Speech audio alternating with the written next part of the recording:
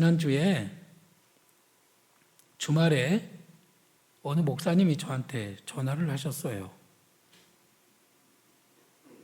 근데 그 목사님이 저에게 뭐라고 하셨느냐면, 목사님 어디 계십니까? 그래서 네, 집에 있습니다. 그랬더니 그분이 지금 어디를 가는 길에 차가 너무 막혀가지고 느릿느릿 고속도로를 달리다가 이제 어느 지점에 왔는데 청주로 들어가는 진입로가 보였다는 거예요.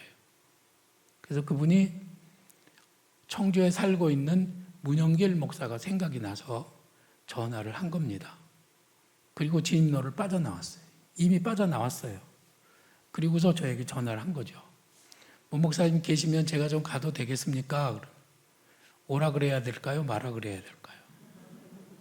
주말이에요. 저는 이제 주보 만들고 설교 준비를 해야 되겠다 생각하고 있는 그 참에 전화가 온 겁니다. 그래서 빨리 오세요. 그렇게 얘기는 해놨지만 그분을 기다리는 제 마음이 편하지는 않았습니다. 자, 오시면은 식사 대접을 해야 되겠다. 점심때가 됐으니까. 근데 밥은 이미 먹었대요. 그러면 우리 좋은 찻집에 가서 차를 마십시다. 그래서 찻집을 찾는데 여기 있는 찻집이나 저기 있는 찻집이나 모든 찻집이 다 문을 닫았습니다. 그래서 그분을 모시고 갈 데가 없는 거예요. 그래서 저희 교회로 들어왔는데 사실은 제 4층에 사무실로 모셔야 되는데 연휴 기간 동안에 제 사무실은 폭탄을 맞아가지고 손님을 모실 만한 분위기가 전혀 되질 않았어요. 그래서 어쩔 수 없이 1층에 모시고 먹을 것과 차를 찾아보니까 아무것도 없는 거예요. 그래서 뭐 차를 마시겠느냐고 했더니 그분이 마침 또 뭐 괜찮다고 안 마신다고 그래요. 이런 말에 속아야 될까요? 속지 말아야 될까요? 그래서 그 말을 그대로 받고 그냥 컵에 뜨거운 물 한 컵씩만 해서 이제 대접을 하고 그리고 앉아서 얘기를 하다가 이제 시간이 돼서 그분이 돌아가셨어요. 근데 그렇게 하고 나니까 제 마음이 너무 불편한 거예요. 근데 쟤는 핑곗거리는 너무 많습니다. 저는 잘 대접하려고 그랬는데 이분이 갈 수 있는 식당도 없고 또 찻집도 문을 닫고 또 내 사무실은 폭탄을 맞았고 또 이분은 불청객이고 그래서 어쩔 수 없이 그렇게 됐다고 하는 그런 위로로 나를 어떻게 모면을 해보지만은 여전히 마음은 불편할 수밖에 없었습니다. 코로나 시대를 사는 우리 그리스도인들이 다른 사람들과의 만남을 어떻게 해가느냐 하는 것은 우리들의 행복과도 직결된 굉장히 중요한 것입니다. 혹시 인생을 살면서 여러분들이 이렇게 귀찮게 생각되는 사람을 맞이해야 되는 일이 없지 않을까요? 손님이어서 그분이 하루나 이틀 또 1시간이나 2시간 머물다 가면은 그거는 뭐 다행이지만은 어떤 경우에는 귀찮고 피곤한 사람이 하고 같이 살아야 될 경우에는 그때는 무지하게 인생이 피곤해지는 거죠. 여러분들의 그 사회적 거리, 사회적인 만남은 어느 정도 친근감이 있습니까? 부부 사이가 이렇게 친근하고 따뜻하고 서로가 서로에게 힘이 되고 서로가 있음으로 행복해진다면 얼마나 좋겠어요. 또 부모님이나 자식 간에 친구들 사이에서 여러분들이 셀 모임을 할 때 모든 사람들이 서로 따뜻하게 행복하면 얼마나 좋겠어요. 이 만남의 질이 우리의 삶의 질을 결정짓는 것이고 이 만남의 질을 통해서 우리 교회의 사역도 어떻게 될 것이냐 하는 것을 결정하게 된다고 하는 것이죠. 어쩔 수 없이 우리들은 만나야 됩니다. 아무리 코로나 바이러스가 이렇게 난리를 쳐도 우리들은 얼굴을 봐야 되고 우리들은 서로 만나야 되고 그렇게 해서 모든 사람들을 우리들이 편안하게 대하고 그러면서 행복을 찾아갈 수밖에 없는 그런 사회적 동물이기 때문인 것이죠. 교회를 건축하면서 저는 요즘 이런 질문들을 하게 돼요. 코로나 시대의 교회 건축은 어떻게 해야 되는가? 이런 질문을 가지고 계속 고민을 하다가 지난주 저를 찾아온 목사님을 제가 푸대접해서 보내드린 것 같아서 죄송하다는 생각과 함께 오늘 이 준비했던 설교를 여러분들에게 하게 된 겁니다. 옛날에는 예배당을 높은 고딕 건물로 지었어요. 종탑이 높죠. 창문도 길고 높고 들어가는 대문도 길고 높아요. 그래서 그런 문들은 굳게 닫혀 있고 거기를 안에를 들여다볼 볼 수도 없고 들어가기도 어려운 그런 곳이었어요. 그러나 현대적인 교회 건물은 모든 사람들에게 이렇게 개방된, 많은 사람들을 어서 오라고 환영하는 그런 분위기에 건물을 지어야 된다고 하는 것이죠. 그것을 전문 용어로 환대성이라고 그렇게 말합니다. 환대성. 이 교회 건물이 얼마나 많은 사람들에게 열려져 있고 얼마나 많은 사람들을 환영하는 그런 건물이냐 하는 것이 굉장히 중요하다는 것이에요. 우리 인생도 다른 사람들에게 대하여 내가 마음을 열고 그들을 환영하게 되면 우리들도 좋은 인생, 행복한 인생을 살지만 이 사람은 이래서 싫고 저 사람은 저래서 싫고 이 사람은 이래서 안 만나고 저 사람은 저래서 연락을 끊고 이렇게 살다 보면 우리들 인생은 결코 행복해질 수 없다는 것입니다. 우리들이 무엇보다 사람을 대하는 진정한 태도를 가지고 살아갈 때 우리들이 행복해질 수 있고 교회도 그런 교회가 세워져야 한다고 하는 것입니다. 창세기에 보면은 아브라함이 장막문에 앉았을 때 하나님이 아브라함을 방문하신 적이 있습니다. 그때 상황을 창세기 18장 1절엔 이렇게 기록하고 있습니다. 여호와께서 마므레의 상수리 나무들이 있는 곳에서 나타나시니라. 상수리 나무들이 쭉 있는 그 그늘에 하나님이 나타나셨다는 거예요. 그때 아브라함은 무엇을 하고 있었냐면은 장막 문에 앉아 있었습니다. 그때 아브라함의 나이는 99세였고 하나님을 믿고 하나님을 따라서 하나님이 지시하는 곳으로 이사를 온 지 24년이 지난 그런 해였습니다. 그러니까 이때는 어떤 때였냐면 긴 기다림의 끝에 지금 와 있다고 하는 것이죠.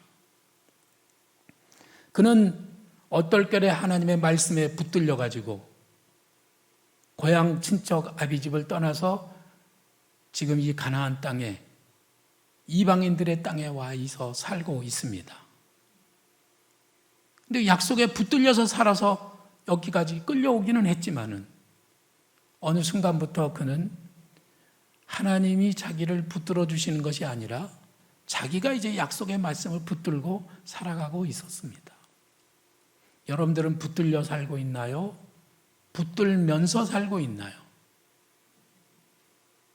아브라함이 하나님의 말씀에 붙들려서 끌려서 가나안까지 왔는데 어느 순간부터 그는 약속의 말씀을 꼭 붙잡고 그 말씀을 의지하고 살아왔던 거예요. 그런데 그 후로 24년이 지났습니다. 나이는 99세가 됐습니다. 하나님께서는 내게 아들을 주고 내 이름이 창대케 되리라고 약속하셨는데 그 후손이 하늘의 별과 같이 땅의 티끌과 같이 많으리라고 약속해 주셨는데 아쉽게도 아내의 경수는 끊어지고 자기도 이제 99세가 되어서 그 모든 희망이 사라질 즈음에 와 있는 겁니다. 이래서 아브라함은 영적으로 매우 지친 상태였고 이 희망의 끈을 이제는 놓는 것이 맞지 않는가, 희망의 끈을 놓아버리고 싶은 그런 유혹을 받고 있을 때였던 것이죠. 우리들은 그런 유혹을 지금도 수없이 받고 있는 그런 상황이 아닌가요?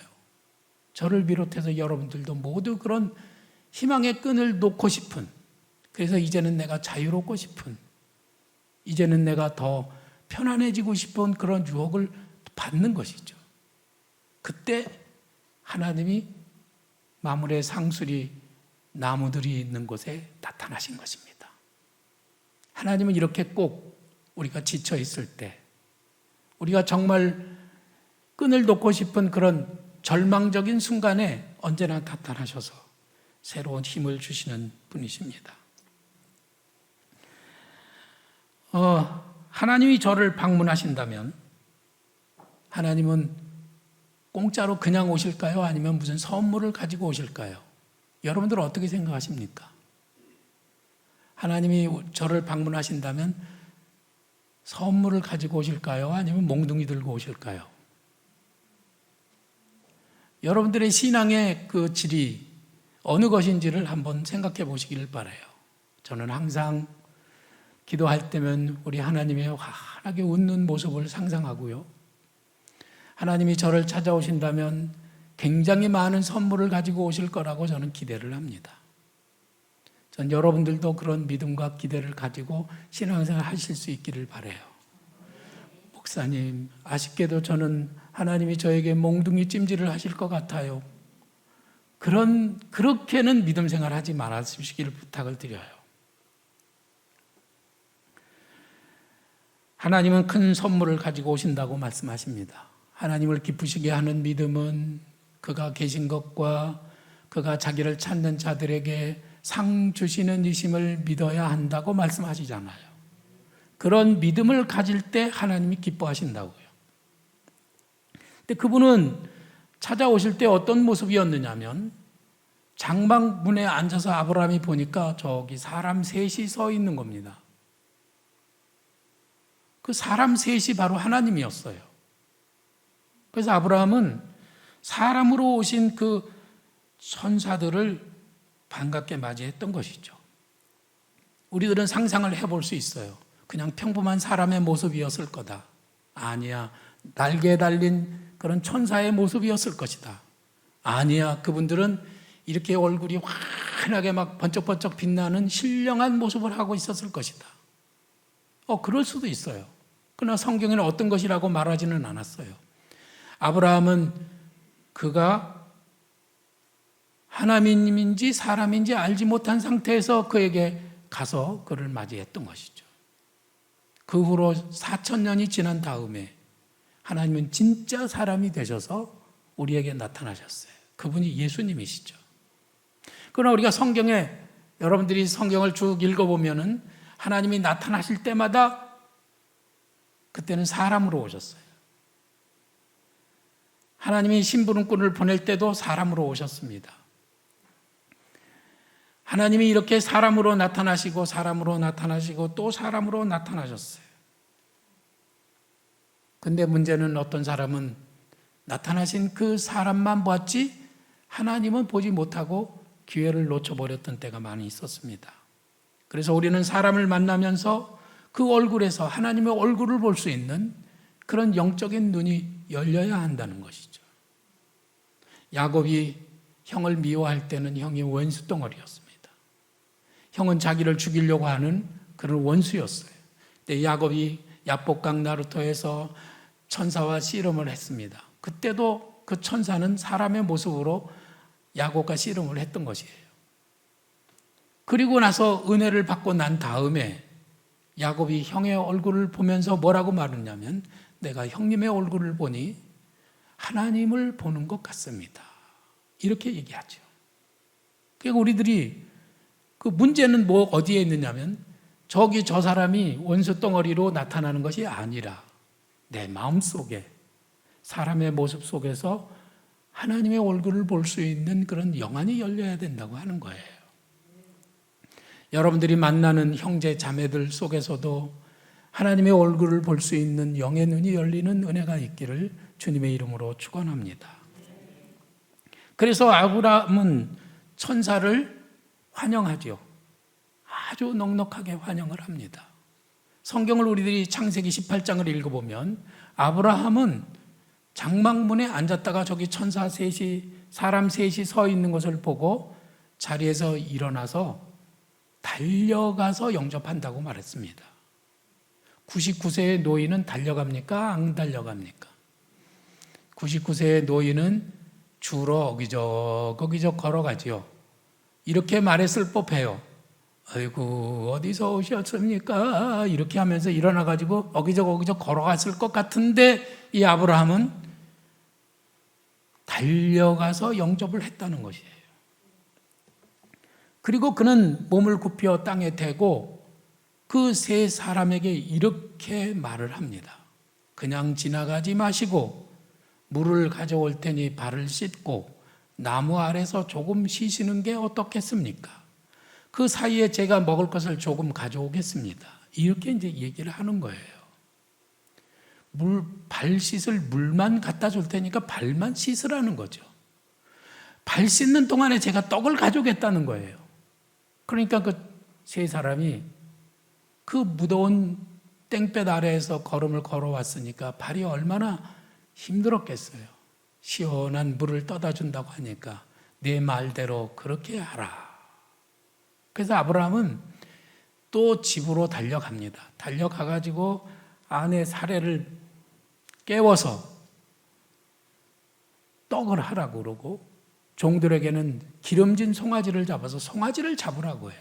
아니 떡 조금만 가져오기로 했는데 웬 송아지입니까? 그리고 엉긴 젖과 치즈를 가져와서 그리고 이 세 사람을 대접하는 거예요. 순식간에 상을 차려서 손님을 대접하는 이 아브라함의 모습을 보면서 엄청나게 환영하고 있죠. 제가 우리 친구 목사님을 푸대접한 것과 비교하면은 비교가 되죠. 그렇죠?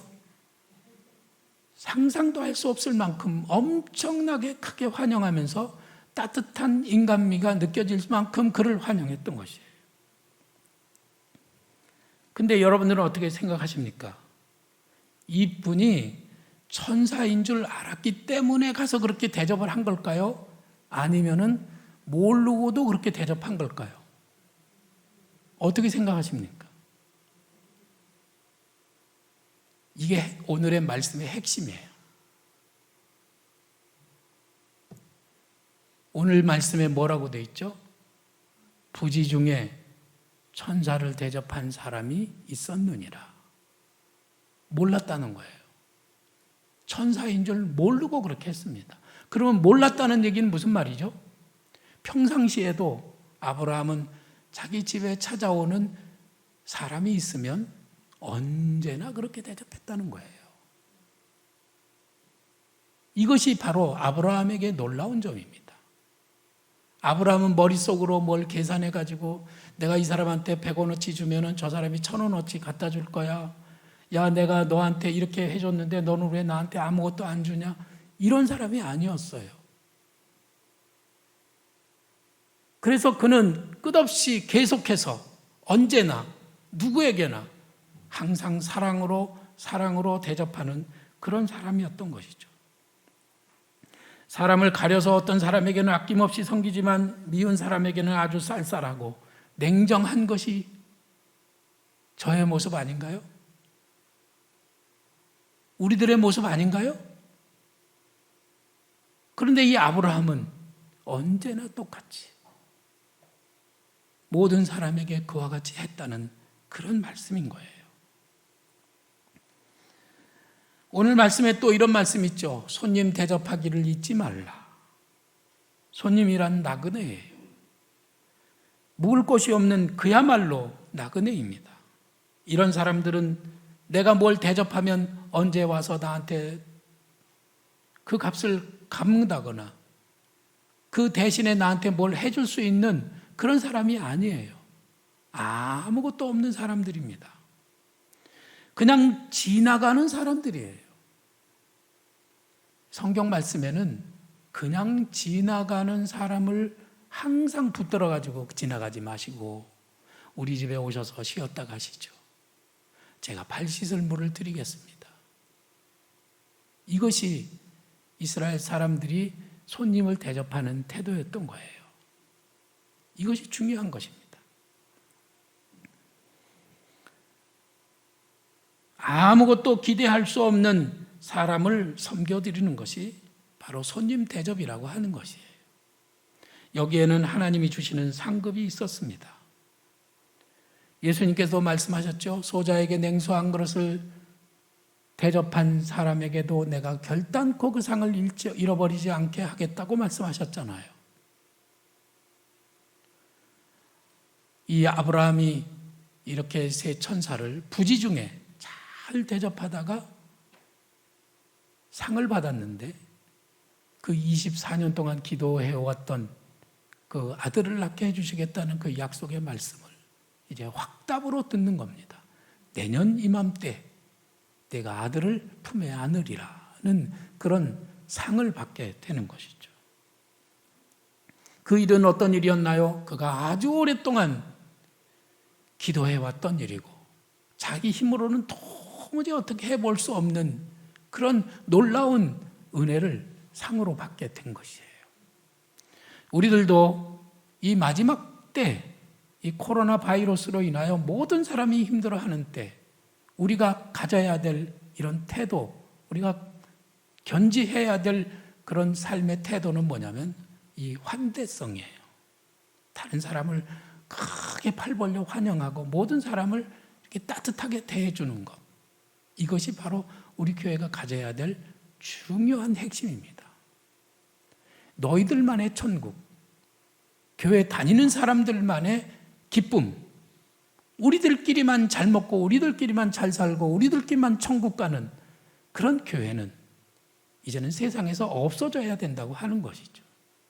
이것이 오늘 우리가 받아들이는 하나님의 말씀의 핵심입니다. 평소에 아름다운 성품과 그리스도인의 인격을 지니고 있지 않으면은 그런 상급은 주어질 수가 없다는, 그래서 형제 사랑하기를 계속하고 손님 대접하기를 잊지 말라고 당부한 것이죠. 영국의 메리 여왕은 깊숙한 모자를 눌러쓰고 얼굴을 가리고 허름한 옷차림으로 혼자서 길거리를 다녔다고 합니다. 어느 날 이 메리 여왕이 길거리를 가는데 갑자기 소나기가 쏟아졌습니다. 그래서 몸을 피하기 위해서 근처에 있는 가게로 들어갔는데 거기에 들어가서 비가 계속 오니까 이 메리 여왕이 이제 그 가게 주인에게 우산을 좀 빌려달라고 부탁을 했어요. 그 주인이 우산은 없다고, 빌려줄 우산은 없다고 딱 거절을 했습니다. 그래서 곤란해가지고 그럼 쓰지 못하는 우산이라도 괜찮으니까 좀 빌려달라고. 그래서 그 주인이 마지못해서 다 찢어져서 정말로 간신히 몸 하나 피할 수 있는지 모르는지 그런 우산을 빌려준 거예요. 그래서 이 메리 여왕이 우산을 쓰고 돌아갔습니다. 그 다음 날 이 메리 여왕이 자기 신하를 보냈는데 그 가게 앞에 왕궁에서 보낸 큰 마차가 왔습니다. 거기에서 의리화리하게 옷을 차려입은 신하가 내리더니 여왕님이 보냈다고 하면서 다 찢어진 우산을 돌려주는 거예요. 여왕께서 우산을 잘 쓰셨답니다. 여러분, 이 메리 여왕을 아브라함처럼 크게 환대했더라면 이 가게 주인에게는 어떤 상이 내려졌을지 몰라요. 근데 사실 이 가게 주인이 오늘 우리들의 모습이에요. 우리를 스쳐 지나가는 여러 사람들, 그 사람들이 바로 예수님이고 그 사람들이 바로 하나님이고, 내 곁에 있는 사람들, 내가 친절의 사랑을 베풀고 내가 따뜻하게 말을 건네줘야 될 그 사람들이 바로 하나님인 것이죠. 우리들은 이렇게 수많은 기회들을 잃어버리면서 살아가고 있습니다. 불청객이기 때문에, 예고 없이 찾아오는 손님이기 때문에, 내가 피곤하기 때문에, 시간이 들어가고 돈이 들어가기 때문에, 그 일을 위해서 내가 그 사람 밑에서 섬겨야 되기 때문에 우리들은 그런 일들을 쉽게 결정하지 못하고 있어요. 우리들이 정말 하나님의 사람이고 우리가 교회라면 우리들은 다른 사람 밑에서 이렇게 섬기는 일을 잘해야 하는 것이죠. 그것이 우리들의 중요한 정체성이에요. 아무리 우리가 믿음이 좋다고 하고 아무리 대단한 사역을 한다고 해도 우리들 기본적인 태도가 사람을 사랑하고 섬기는 일이 되지 않는다면 그것은 다 헛일이라고 하는 것이죠. 시리아에 오펠로라고 하는 사람이 살고 있었습니다. 이 사람은 힘이 장사였습니다. 이 사람은 기운이 너무너무 센 사람, 자기를 이기는 사람이 없었어요. 그러나 이 사람의 소원은 뭐냐면 이 세상에서 가장 강한 사람을 섬기겠다고 하는 소원을 가지고 있었어요. 그래서 이 나라를 다스리는 왕에게 가서 왕의 종이 되어서 왕이 시키는 대로 하고 있었습니다. 근데 어느 날 왕이 노래를 부르다가 마귀라고 하는 단어가 나오니까 마귀라고 하는 단어의 얼굴빛이 달라지고 그 마음이 두려움으로 꽉 찬 것을 보았어요. 야, 마귀가 더 높구나. 마귀가 더 강하구나. 그래서 이제 그는 마귀에게 가가지고 마귀의 꼬복 노릇을 하기 시작했습니다. 마귀가 시키는 대로 나쁜 짓을 하고 물건을 훔치는 일들을 계속하다가 어느 날 마귀와 함께 예배당 곁을 지나가는데 예배당에 높이 달린 십자가를 보더니 마귀가 부들부들 떠는 거예요. 우리 죄를 위하여 십자가 지신 예수님을 상징하는 것이 십자가였기 때문입니다. 그래서 이 오펠로는 야, 마귀가 센 줄 알았더니 마귀보다 더 센 것이 예수님이로구나. 그래서 이 오펠로는 예수님을 섬기기로 작정을 하고 예수님을 만나려고 하는데 예수님을 만날 수가 없었어요. 그 어디에도 예수님이 계시지 않았습니다. 혹시 여러분 예수님 만나고 싶은 생각 없으신가요? 한 20여 년 전에 우리가 이런 노래를 불렀어요. 예수님 만나고 싶어요. 예수님 만나고 싶어요. 손을 모아 기도할 때 응답해 주세요. 이 오펠로는 예수님을 만나고 싶은 간절한 마음 때문에 어디에 가서 예수님을 만나야 될지 몰라서 어느 날 생각하기를 사람이 제일 많이 다니는 곳에 가서 자리를 잡았습니다. 그곳은 나루터였어요. 강을 건너는 수많은 사람들을 강을 건너게 해주면서 그 중에서 예수님을 찾겠다고 하는 그런 생각을 했던 것이죠. 어느 날 비가 많이 온 밤이었습니다. 강물은 불어서 도무지 건너갈 수 없는 그런 상황이었는데 어느 한 소년이 오펠로의 집을 찾아와서 문을 두드렸습니다. 저를 좀 강을 건너게 해주세요. 우리 어머니가 지금 위독하십니다. 제가 꼭 찾아뵈야 되니 저를 좀 강을 건너게 해주세요. 그런데 이 오펠로는 안 된다고 거절을 했지만 그 소년이 너무 간청을 하기 때문에 거절할 수가 없어서 그 소년을 등에 업고 이제 강물을 건너는 거예요. 한 발짝 두 발짝 뗄 때마다 그 소년이 점점 더 무거워지는 겁니다. 강 한가운데 갔는데 무거워서 도무지 그 소년을 더 이상 지고 갈 수가 업고 갈 수가 없을 지경이었어요. 그래서 이렇게 말했습니다. 얘야, 넌 뭘 먹었길래 그렇게 몸이 무겁냐? 그러니까 그 소년이 이렇게 어른 목소리로 대답했습니다. 세상의 모든 죄짐을 졌으니 무거울 수밖에 없지. 나는 내가 만나고 싶은 예수다. 이렇게 말했습니다. 우리들이 신앙생활을 하면서 장사 속으로 사람을 만나면 안 되겠죠. 이기적인 생각으로 만나도 안 되겠죠. 내 욕심만 챙기려고 해도 안 되겠죠.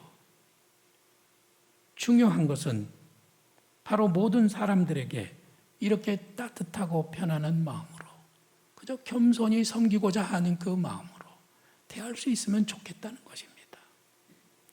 그런데 제가 우리 성도들의 상황을 가만히 보면 어떤 때는 이 말로 복을 차버리는 사람이 있어요.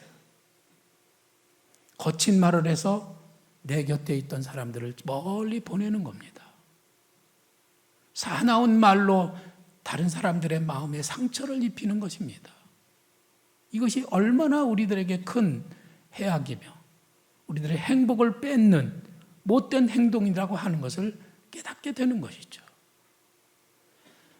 말 한마디만 따뜻하게 해도 천냥빚을 갚는다고 했습니다. 근데 말 한마디만 우리들이 실수를 해도 친한 친구를 쫓아낼 수가 있는 거예요.